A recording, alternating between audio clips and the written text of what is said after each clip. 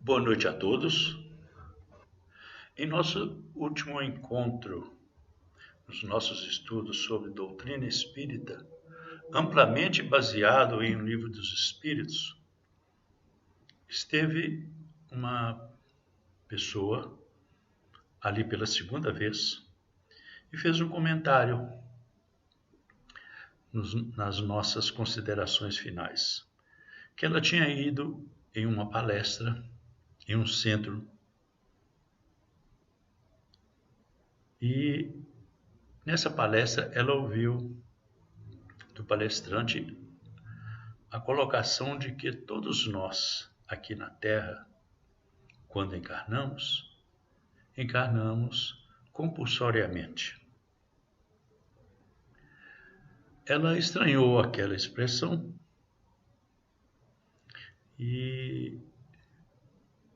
mas ninguém falou nada, assim também como ela, porque era uma palestra, e normalmente nas palestras de caráter evangélico, lembro-me bem, pelo que ela tinha dito. Então eu pedi a ela uma oportunidade de fazer umas considerações.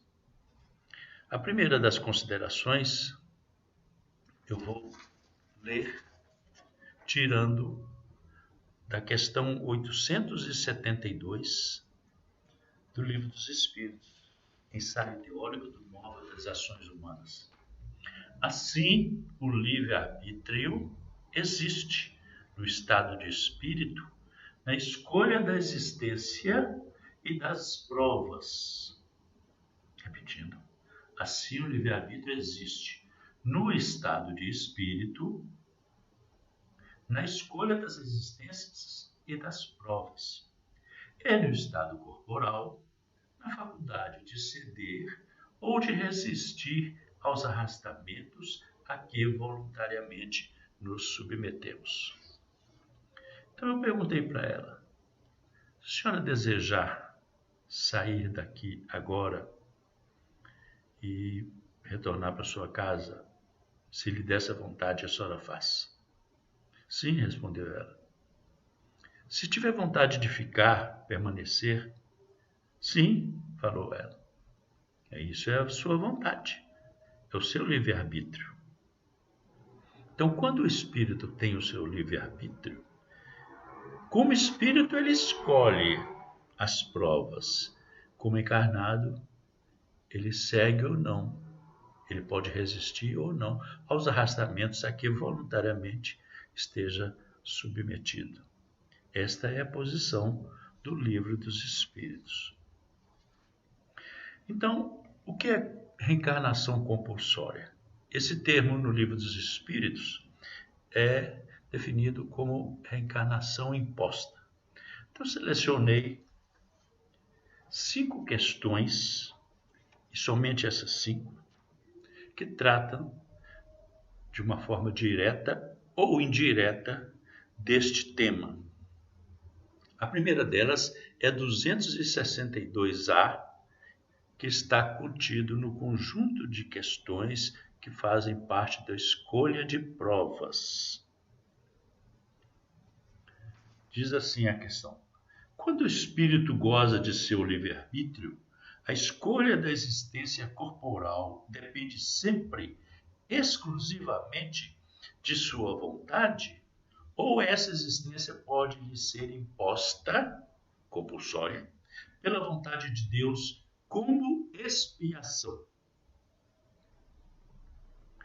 Respondem os espíritos: Deus sabe esperar, não apressa a expiação.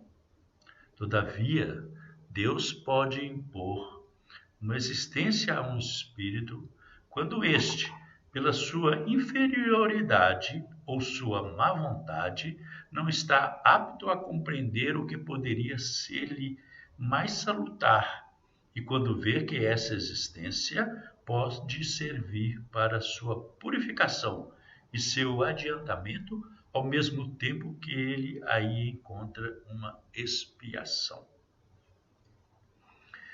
Veja, nessa questão, que é bem no começo das questões sobre escolha de prova, que ela começa na 258,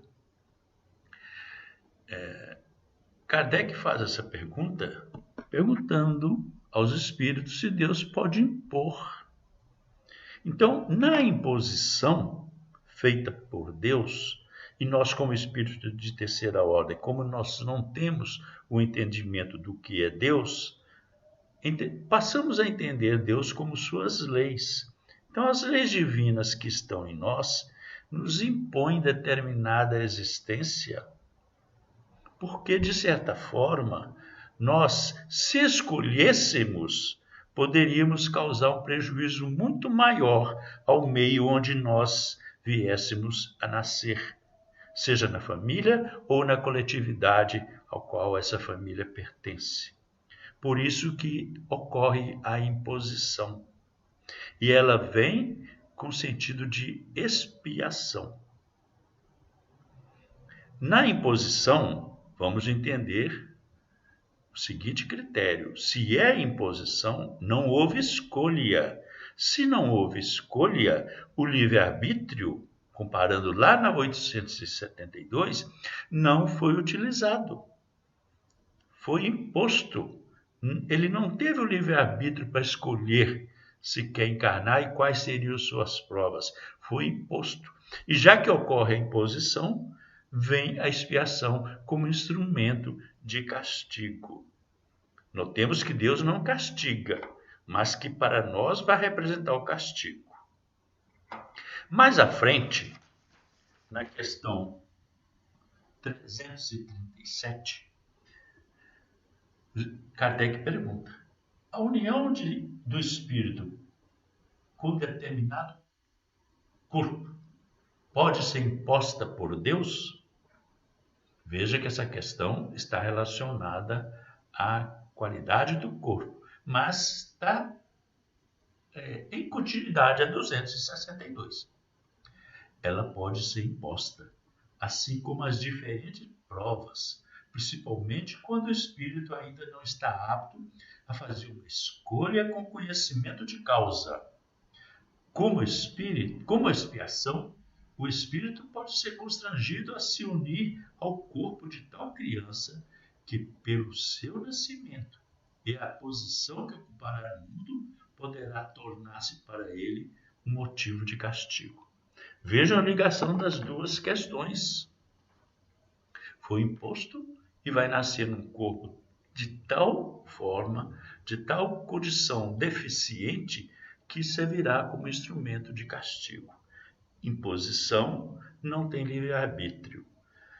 Para que isso ocorra, é necessário que esse corpo seja privado da sua faculdade de livre-arbítrio. Fundamental isso. Porque se esse corpo, essa criança, esse espírito, ao nascer no corpo, tivesse o livre-arbítrio, não seria uma imposição. Logicamente. Mas aí na frente. Qual o objetivo? 372. Qual o objetivo da providência criando seres desgraçados como os cretinos e os idiotas?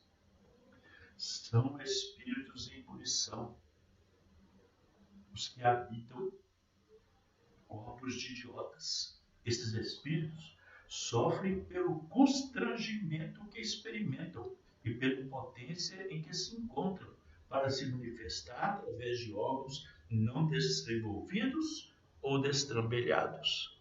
Então, houve a imposição, não tem o livre-arbítrio e o corpo tem que ser destrambelhado. De certa forma, vai ser uma deficiência desse corpo para que seja motivo de expiação em função das situações pretéritas desse espírito. Isso de nenhuma forma quer dizer que toda expiação foi imposta, mas toda imposição está ligada a uma expiação. Eu disse que eram 5 questões, tem mais outra. 847. A aberração das faculdades tira do homem o livre-arbítrio? A aberração das faculdades tira do homem o livre-arbítrio? Aquele cuja inteligência se acha perturbada por uma causa qualquer não é mais senhor do seu pensamento e desde então não goza mais de liberdade. Ou seja, o Espírito está respondendo, não tenho livre-arbítrio. Essa aberração é frequentemente uma punição para o Espírito, que numa outra existência pode ter sido fútil e orgulhoso e ter feito mau uso de suas faculdades. Pode renascer no corpo de um idiota, como o déspota no corpo de um escravo e o mau rico no de um mendigo. O espírito, porém, sofre por esse constrangimento do qual tem perfeita consciência. Aí é que está a ação da matéria. Ou seja, nessa resposta, os espíritos nos trazem a seguinte condição. Ocorre uma reencarnação imposta. Para que essa reencarnação seja imposta, ele tem que nascer num corpo destrambelhado. E, desta forma, o seu livre-arbítrio é tolhido. Ele não pode ter o livre.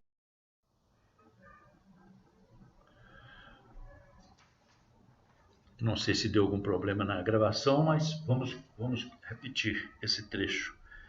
Então, quando o espírito chega no estado tal que ele não tenha condições ou que ele venha fazer determinada situação na família ou na coletividade onde nasce, a providência para preservar o estado daquele espírito impõe-lhe uma existência como expiação. E já que vai impor, ele vai nascer num corpo destrambelhado. E nessa condição ele não terá o livre-arbítrio. Vamos então à última. As vicissitudes da vida são sempre a punição das faltas atuais? Não. Já o dissemos. São provas impostas por Deus ou escolhidas por vós mesmo, no estado de espírito e antes de vossa reencarnação, para expiar as faltas cometidas numa outra existência. Porque jamais a infração às leis de Deus, e principalmente a lei da justiça, fica impune. Se não for punida nessa vida, será necessariamente numa outra. É por isso que aquele que aos vossos olhos é justo, muitas vezes sofre golpes consequentes de seu passado. Isto vem o efeito pela causa, aquele que citamos. Quando o espírito está em expiação, não significa que ele criou para si uma condição de imposição. Existem muitos que estão em expiação, mas têm o seu livre-arbítrio adequado, têm vontades, pode escolher. A gente tem exemplos de cientista, aquele cientista inglês famoso, que nasceu num corpo, que escolheu aquilo como uma expiação, mas a sua liberdade está aberta. No caso aqui de reencarnação imposta, tem que haver um roteiro. Ocorre a imposição pela lei para evitar que aquele espírito perturbe a família onde vier a nascer ou a coletividade. Mas para que isso ocorra, é necessário que aquela situação se dê em um corpo desorganizado, destrambelhado, física ou mentalmente. Como ele chama ali a expressão antigamente usada de cretino e de idiota. Nessa condição, ele nasce com o seu livre-arbítrio cortado. Ele não pode ter o livre-arbítrio, porque foi imposto. Quando uma coisa é imposta a alguém, não dá a esse alguém a liberdade de escolher ou não fazer aquilo que lhe foi imposto. Olha a justiça divina como procede. Agora, isto é muito raro, são poucos. E a cada período que se passa de geração, vai se diminuindo. Vamos contar um caso que era frequente numa época 200, mais ou menos 200, 300, 400 anos passados. Quando nascia uma criança com esse tipo, era comum, pelo que se dizia, que era um castigo de Deus aos pais. Então, o que os pais faziam? Prendiam aquela criança em correntes, com cadeados, de uma outra forma qualquer, no sótão ou no porão, dependendo da casa, para que os vizinhos não viessem a saber que ali havia uma criança naquele estado, porque senão a reação que se procederia era de que aqueles pais haviam pecado contra Deus. Veja que hoje, quando nasce uma criança desse tipo, para ela uma expiação, então, sendo uma expiação, o corpo é destrambelhado, não tem o livre-arbítrio, mas normalmente tem uma família que, como prova para a família, recebe aquele espírito naquele estado. E a grande maioria, ou não vou dizer a totalidade, porque por experiência que eu pude ter com alguns casos, eu via que a família não aceitava bem isso aí. Mas a casa de que a família mantém esse seu filho num estado assim de amor muito intenso. Recebeu aquele espírito nesse estado de expiação, naquele corpo destrambelhado, como uma imposição divina, com muito amor. E desenvolve essa sua prova com alegria e com satisfação.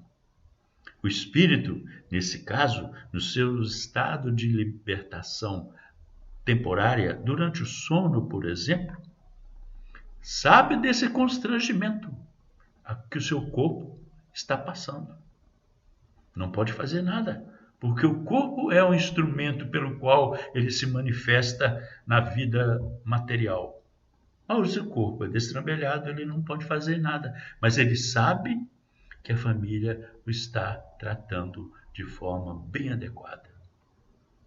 Essas são exceções, essas encarnações impostas. Inclusive, na ocasião em que esta pessoa colocou esta questão, eu ainda até perguntei para cada um dos que estavam ali: vocês estão me ouvindo? Estão entendendo? Estão participando de boa vontade? Sim, se isso aí for sim, é porque vocês têm o livre-arbítrio bem definido. E quem está encarnado com o seu livre-arbítrio bem definido, para definir bem a sua vontade de ir e vir e decidir aquilo que fazer, não está em expiação por imposição. Então, a expiação ela pode vir por motivo de escolha do próprio espírito ou por imposição da lei a fim de organizar. E sempre, independente de cada um desses dois casos, a expiação está ligada ao passado.